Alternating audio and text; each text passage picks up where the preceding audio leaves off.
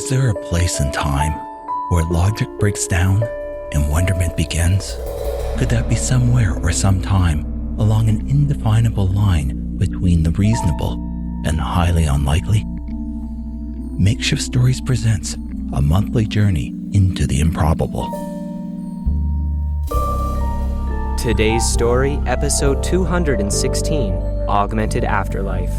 Read by Mitchel Tew, opening and closing theme by Matthew Erdmann. Somewhere and sometime, disassembling a program might be considered murder.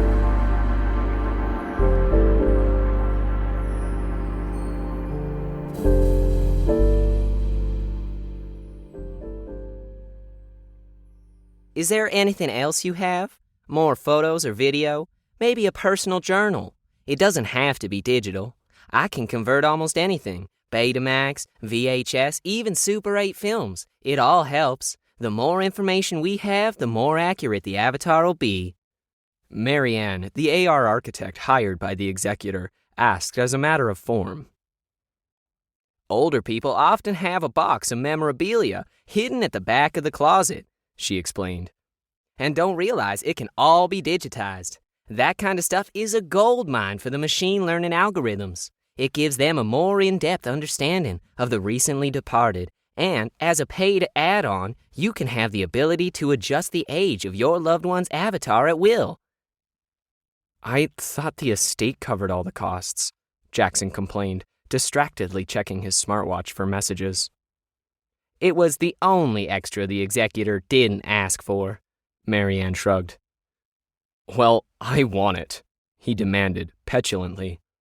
If I'm going to have to live with the old coot's avatar, at least I want to be able to adjust to it.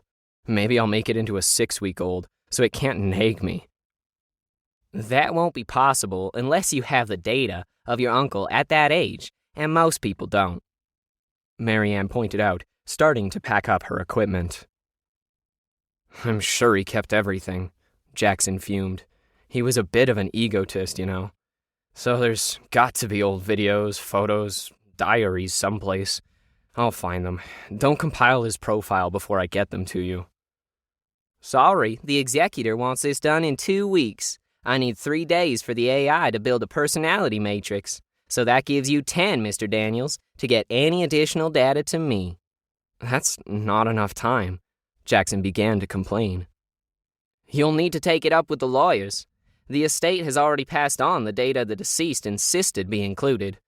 I could do a build right now. However, in fairness, the executor has gone out of their way to give you a window to contribute data you'd like to incorporate. How much? Jackson finally grumbled after staring at the woman for a minute, trying to read her. He decided he didn't like Marianne. She was the kind of person who wouldn't budge an inch to even help someone in need. Probably saw him as a spoiled kid who never had to struggle. But that wasn't true. She knew nothing about Uncle Victor and the thorn the old man had been in his and his mother's lives. How much for what, Mr. Daniels? How much for the ability to control the old goat's age? Marianne typed something into her tablet, then spun it around so Jackson could see the results. He leaned over and looked, then dropped back into his chair and massaged his temples. That's outrageous. It'll clean me out, Jackson protested. Afterlife avatars are expensive, especially one with the degree of accuracy your uncle insisted on. They're in a class of their own and take considerable resources to generate and maintain. Couldn't I just add an upgrade after it goes live? Jackson suggested. I would have access to the estate then. No, it doesn't work that way. Avatars at this level have rights. See, Mr. Daniels, they are not a fixed representation of your dearly departed. They experience, remember, and evolve as they interact with the world. Some believe they might even be conscious. It's why people about to die want them. Some see an afterlife avatar as a way to extend their lives. Let me assure you, our company has never encouraged that perception. Our avatars are interactive digital memorials. However, only a court order can turn one off.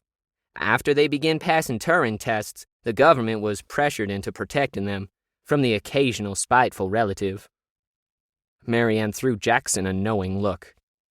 If you really want age control, I'll need the money and the data by the 17th. That gives you 9 days. I understand your uncle was a very wealthy man. Borrow the money. I'm sure once you have access to the estate, you can pay it back. I also offer other custom AR mods and special requests if the money is right. Implemented before final compilation, of course. Marianne winked. You've got my contact info in case you find a sack of cash or Bitcoin in the next few days. I don't accept bank cards for that type of work. Jackson groaned as he struggled to open his eyes. No one had bothered to prepare him for the intensity of the post-operative headache. He suspected this was another term in the execution of the will. Paragraph 2.1.a. My nephew's mind cannot be dulled by painkillers when he receives his AR implants. The old man had always been suspicious of anything which might cloud his mind. He didn't drink, he never took painkillers or drugs of any kind. A stubborn belief which, Jackson suspected, along with his compromised coronary arteries, contributed to his ultimate, untimely demise. Feeling any better? The cheery voice of the private clinic's medical tech questioned from the door. No, Jackson complained. I'd like you to rip this stuff out of my head. My eyes are burning and the headache. They'll pass in an hour or two. The tech interrupted, walking over to Jackson's bed to check the readings on a monitor. We can't give you anything that impairs function. Your brain needs to adjust to the cochlear ear implants and AR lens. Also, we can't just rip them out. They're wired into your brain. The procedure is not reversible. If you had read the waiver you signed, I'd read it, I know. I can't sue you for anything. He grunted. The tech's expression said she had heard this all before. I'll be back in 3 hours to do final tests and prep you for release. Many of our patients find listening to music helps them relax. We have a great selection. Just ask the room. The tech quickly left. Jackson heard another door open down the hall. The perky voice asked the other room's occupant how they were doing. Awful, Jackson yelled, hoping the other patient would hear him, then rolled onto his side, which only made his headache worse. As soon as his new implants were turned on permanently, he felt as if a sheet of glass had been slid between himself and the world. It was not so much that it isolated him from reality, as from now on there would always be an intermediator adding to, and, he suspected, taking away from, what he heard and saw. He had never been interested in augmented senses, preferring the full-on truth as far as his brain could organically determine it. Could he ever trust his senses again? It was disputed territory he had never expected to find himself in. Distance, temperature, names flooded into his vision, overwhelming him and attaching themselves to objects and the person sitting across from him. Mr. Daniels, please, pay attention, the legal assistant queried impatiently, checking a handheld on her desk. I've initiated the system as per the conditions in your uncle's will. You should be seeing the data layer now. Blink twice and press your thumb to the fingerprint reader on the desk to accept the feed. Jackson blinked and pressed. The data seemed to settle down. Focus on me and tell me what you are getting. Your name is Sophia Matos. You're a legal assistant 3 with an IT specialization, and you have been with Matters and Santos for 3 years and 1 month. That's great. Focusing on an object or person will bring up associated information. Your uncle insisted we subscribe to one of the best data warehouses. You'll find the data is quite extensive. You're a lucky person, Mr. Daniels. Not many people can afford this level of service. You'll have access to everything that is legally available, and maybe then some, Sophia hinted. Look up to the top left. That'll turn off all but the essential data, but the full system is still active. You can't completely shut it down. Can't shut it down? I'm not sure I like that, Jackson griped, flicking his eyes to the upper left. Most people consider it a feature. If you get in an accident or fall ill, the implants will alert emergency services. Still, it feels invasive. Sophia's eyes looked unfocused for a few seconds, an expression Jackson associated with AR-enhanced people. He cringed at the thought of himself soon adopting that same vacant face. "Miss Santos is ready to see you," she announced, then led him into a sumptuously appointed meeting room. The senior partner was much younger than Jackson had imagined. He had always thought of senior executives as curmudgeonly, white-haired old men with overbearing personalities, like his uncle. Santos looked barely 30, dressed in expensive but casual clothes. If Jackson had met her on the street, he guessed he would have never known she owned the most prestigious legal firm in the Northwest. The lawyer smiled and beckoned him to sit. Jackson noted there was nothing in front of her, not a pile of paper, a laptop, or even a cell phone. Santos noted his surprise. "The reading will be done in AR. There's no need for papers or computers. My assistant and I will be present in the virtual meeting to witness you hear and accept the conditions. I am assuming you are not going to object to anything?" She shot Jackson a questioning look. When he didn't respond, she continued. "We will confirm your acceptance with biometrics." "I thought you would read the will," Jackson questioned. "It's a little unusual, but your uncle insisted his avatar present it. Before you object, we checked for other precedents. You would have to prove your uncle was not of sound mind when he directed us to add this and other, shall we say unique, conditions to his will. He submitted to a psychological evaluation at the time of signing. It's included in the package if you would like to read it. You don't have much choice, Mr. Daniels. You either accept the terms or forfeit the inheritance." "What else does he want?" Jackson asked, fear beginning to set in. Santos shrugged. "I don't know. Your uncle didn't allow us to read the actual will. Only his avatar can unlock it. Unfortunately, as much as this account is important to us, we have other business to attend to. So, if you have no further objections, let's proceed." "Sophia, I see that Mr. Huffman's avatar is requesting access to the meeting. Just a quick word of warning. The avatar is powered by a dedicated Turing-level AI, so it's extremely smart."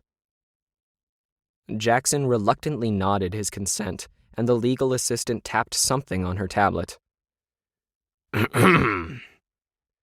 A deep, scratchy voice intentionally cleared its virtual throat. "It's about time," the avatar complained. "I've paid enough for this circus. At least it could run on time." Jackson swung around to see his uncle enter the room, but not the old, sickly, angry man he had grown up with, but the younger, vigorous patriarch he had seen in a few of his mother's rare family photos. "Miss Santos, Miss Matos, thank you for arranging this meeting." The grumpy patriarch nodded as politely as he could, which meant he still looked angry at the legal team, before acknowledging Jackson. "And, of course, hello, nephew. You've packed on a bit since I died, Jack." The avatar smirked. "Just like your granddad's side of the family. I'm sure you've seen the photos. He ended up being quite a big one. Genetics are always a bit of a lottery. Some of us win and some..." The avatar scanned Jackson's body with evident disgust. "Are not so lucky." Jackson felt his blood pressure rise. The avatar knew exactly how to get under his skin, just like its former flesh and blood version. "I can't honestly admit to being happy to see you, Uncle Victor." Jackson spat back, trying to remind himself the illusion was only software, not the old, cold-hearted schmuck he and his mother despised. "I see death and digital transformation hasn't changed you for the better." He turned to face Santos. "Any chance I can still add to its personality database?" The lawyer simply shook her head. "You need to hear the directives in the will from this version of your uncle's avatar, unless you want to forfeit your inheritance." Victor's digital doppelganger sat, smirking, while Jackson and Santos consulted, then chose to strategically interrupt them before they finished. "You would not be my first choice, Jackson. if I had any other living relative. You despise me, and I think you're a lazy hipster who can't even hold a part-time job in a coffee shop because it compromises your ethics. So, we're even. Now, enough wasting time hating each other, down to business. The avatar stood up without moving its chair and walked through the table to stand over Jackson. Here's the deal, Jack. You can have my estate, which includes a controlling interest in my real estate development company. You will become one of the richest people in the country and the president of Avian Corp. On one condition. You must follow my direction running Avian. You will become my proxy, so I can continue to control the company. The second you make a decision on your own, you will forfeit everything. Is that clear? Ignoring the avatar's demand, Jackson began to spew out years of pent-up hate. Why do you think Mom and I tried to get as far away from you as possible? You always needed to be in control, be the wise old family patriarch. Mom wasn't good enough for you, was she? We barely scraped by. At least she was doing something she believed in, something that brought joy to people rather than exploit them. But you, the great president, needed a sister who was more than a singer in an obscure cover band. You needed a sister who could impress your business associates and build the family success story. She was an embarrassment to you, and so was I. The victor avatar laughed. That may be so, but you never rejected my money when you needed to get bailed out, did you? That's why I knew you wouldn't walk away from this, Jackson. You and I share more than genetics. You want power just as much as I do, and you'll do just as much as I did to get it. The only difference is you haven't been honest enough to admit it to yourself. Now, just say yes to the terms and give yourself over to your true nature. I'm nothing like you, Jackson blurted out, then jumped angrily up to grab the old man's virtual throat. His hand passed through empty air, and the avatar laughed again. There are advantages to being dead. Stop wasting time on pointless gestures and say yes to accept what you really are. I'm obligated to tell you there are limitations you should be aware of before you agree. Santos interrupted. Startled, Jackson swung around, knocking a glass of water over. He tried nervously to mop up the mess with a paper napkin. Sorry. I forgot where I was. It seemed so real for a moment. It's just software, like a pre-recorded message, right? He pleaded with his eyes. It's not exactly a pre-recorded message. The AI behind the avatar knows enough about your uncle to understand how he would react. Technically, it's a generative adversarial network, the legal assistant explained, and it's 98% accurate, one of the best on the market. There are a few things you need to understand, Jackson, Santos interrupted. I'm sure you've already been told it has specific rights under the law. Once turned on, the avatar evolves over time, becoming a unique entity. 5 years ago, in a similar situation, surviving family members wanted to turn off the avatar of their sister. The system took them to court, arguing it had become self-aware, and won the right to determine if and when it wanted to be shut down. If you say yes, the avatar of your uncle will be moved from development to full production. Once that happens, I can't turn it off. I'm committed. Jackson confirmed, marveling at how easy it had been to grow accustomed to the luxury of the last few days. But it doesn't have access to my implant 24/7. There are limits, correct? Yes, of course. The avatar will have the same access to you as its living predecessor had. Sophia, the assistant, patiently explained. For example, it won't be able to turn on in your home without asking permission. That's the AR equivalent of knocking on the door. Public spaces are different, of course. It has free range in them like any living person. Washrooms, etc. are off limits as well, unless you choose to override the defaults and grant it more intimate contact. Some people do. You'll work the same hours I did, Victor's avatar interrupted rudely. They're long days, but that's what it takes to be a success like me.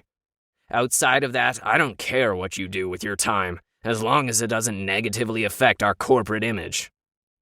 And that lifestyle contributed to your death, Jackson shot back. Jack, it's time to suck it up and become something. Jackson scratched at the starchy collar of the white shirt and loosened his tie so he didn't feel like he was strangling. The Victor avatar had insisted on the new wardrobe, and specifically the type of shirt, tie, and cut of the suit, to hide Jackson's overindulgence in nacho chips and lack of exercise. He undid the top button on his jacket just to spite the curmudgeonly AI, then entered the room. You need to look the part, it had insisted. The boardroom table was lined with equally uncomfortable-looking managers and VPs, their names and positions hovering above each in Jackson's AR display. The avatar had taken up position to one side of the projection screen, opposite the empty chair at the head of the table where Jackson was to sit. Following his virtual uncle's direction, he confidently moved to his seat without saying a word, settled into his chair, and stared into the eyes of each person, letting an awkward silence prevail, then subtly nodded at the VP of Operations. She immediately stood up.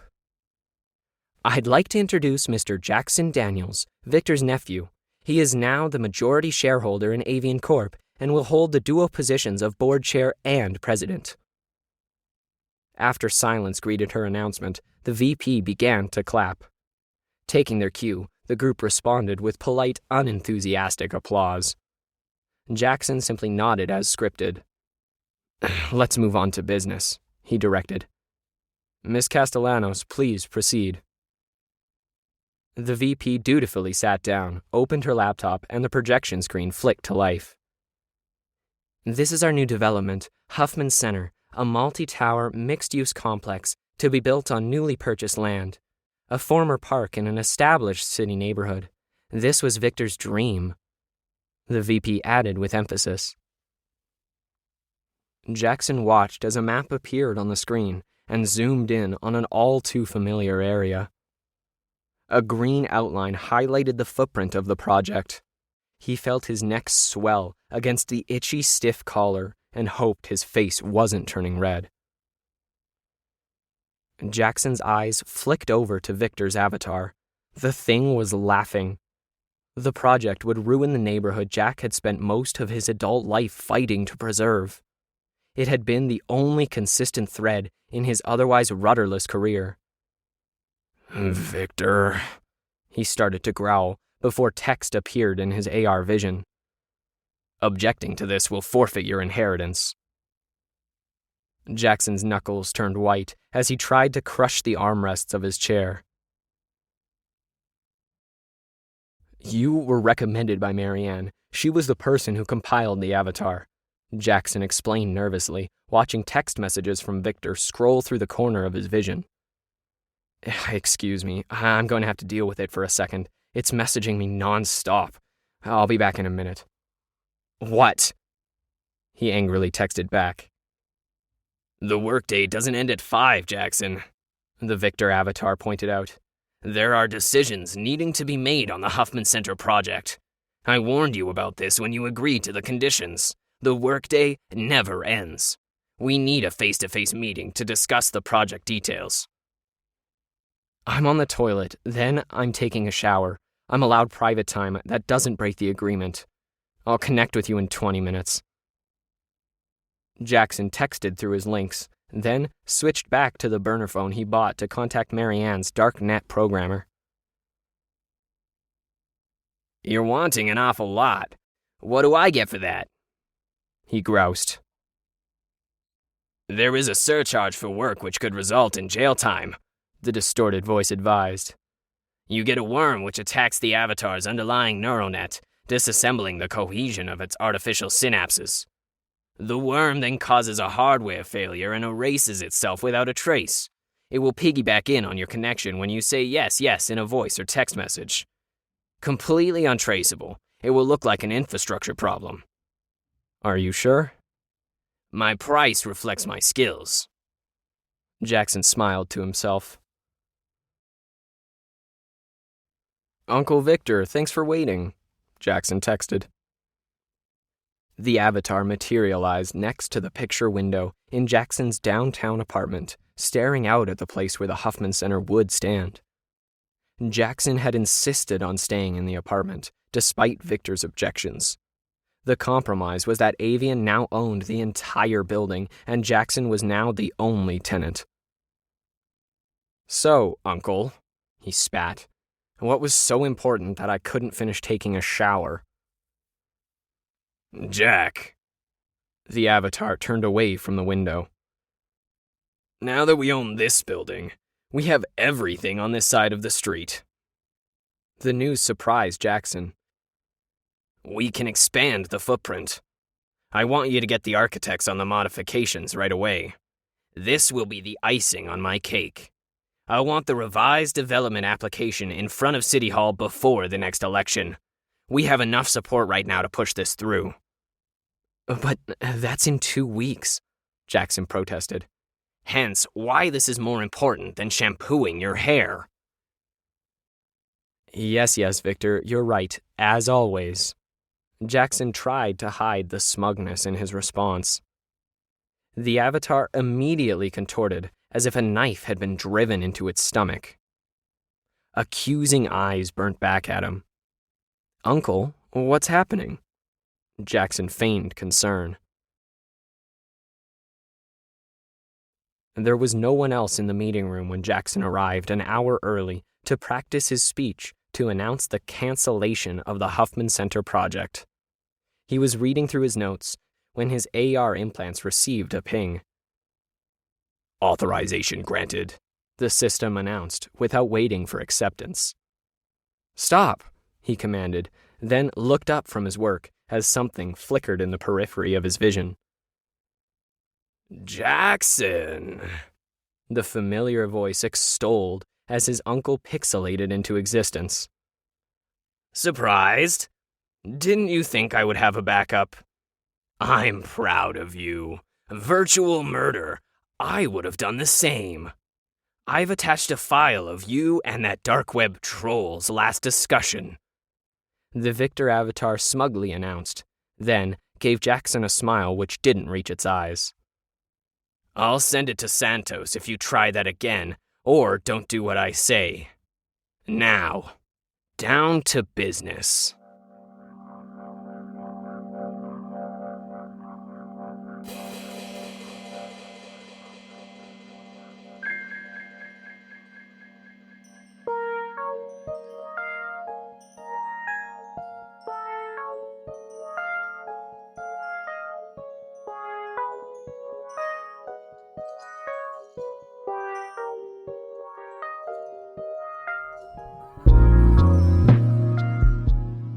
Makeshift Stories is a proud member of the Alberta Podcast Network, locally grown, community supported.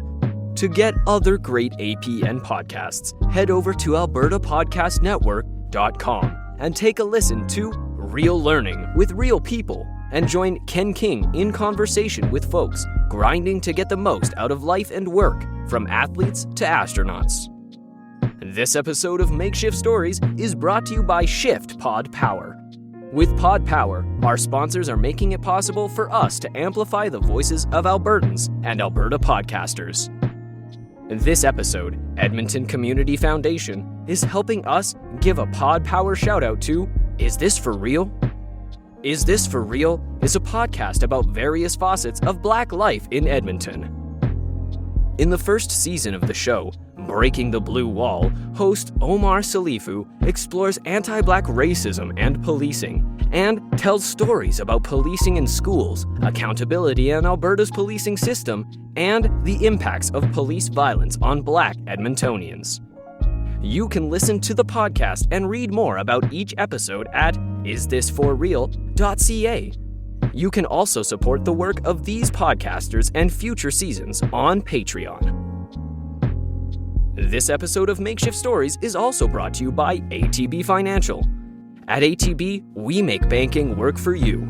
With expert and practical advice in everyday banking and investment planning expertise and management services with ATB Wealth, you can be confident that you're making smart choices when it comes to your money. We have a history of doing what's right for our clients, especially when times are tough, because ATB was built to help Albertans. For more information, visit atb.com. This month's story was written by Alan V. Hare and read by Mitchel Tew. Opening and closing themes were composed and recorded by Matthew Erdmann. If you'd like to connect with us, please send an email to makeshiftstories@gmail.com or visit our website at makeshiftstories.com. Links to both are in the show notes. You can help us out by getting your friends to subscribe wherever they listen to audio. Makeshift Stories is released under a Creative Commons non-commercial attribution no derivative license, which means you are free to share our stories. Just remember to credit us and don't alter anything.